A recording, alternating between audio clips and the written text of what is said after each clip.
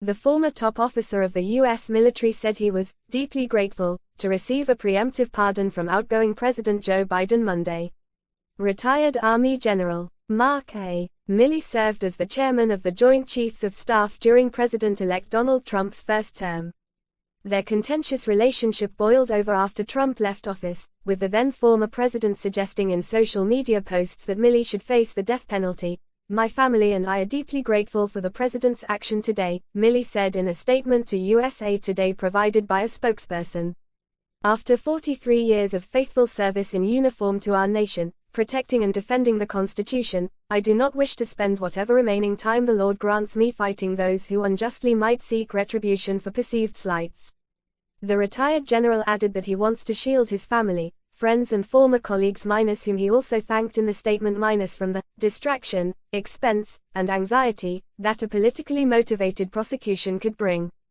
Milley declared he will continue to keep faith and loyalty to our nation and the Constitution until my dying breath, the statement said. The former Green Beret publicly broke with Trump in the wake of the 2020 protests that followed George Floyd's murder at the hands of Minneapolis police officers.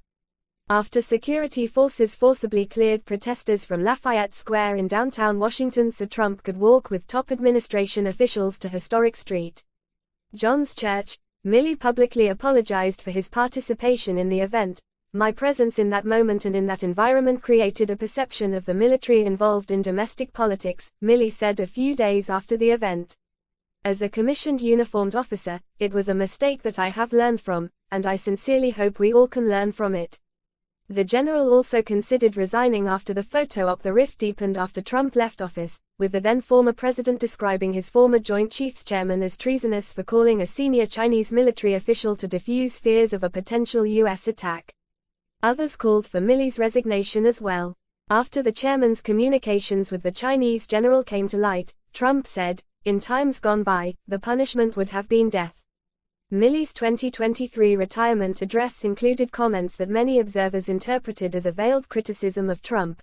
"We don't take an oath to a king, or a queen, or to a tyrant or dictator, and we don't take an oath to a wannabe dictator," Milley said in his retirement speech at Joint Base Maya-Henderson Hall in September 2023. "We don't take an oath to an individual. We take an oath to the Constitution, and we take an oath to the idea that is America, and we're willing to die to protect it." Monday's pardons included other potential targets of Trump's ire, including Anthony Fauci, the former director of the National Institute of Allergy and Infectious Diseases, and the lawmakers and staffers from the House committee that investigated the Capitol attack on Jan. 6, 2021. Those lawmakers include former GOP reps Liz Cheney of Wyoming, Adam Kinzinger of Illinois, and Sen. Adam Schiff, D. Califf.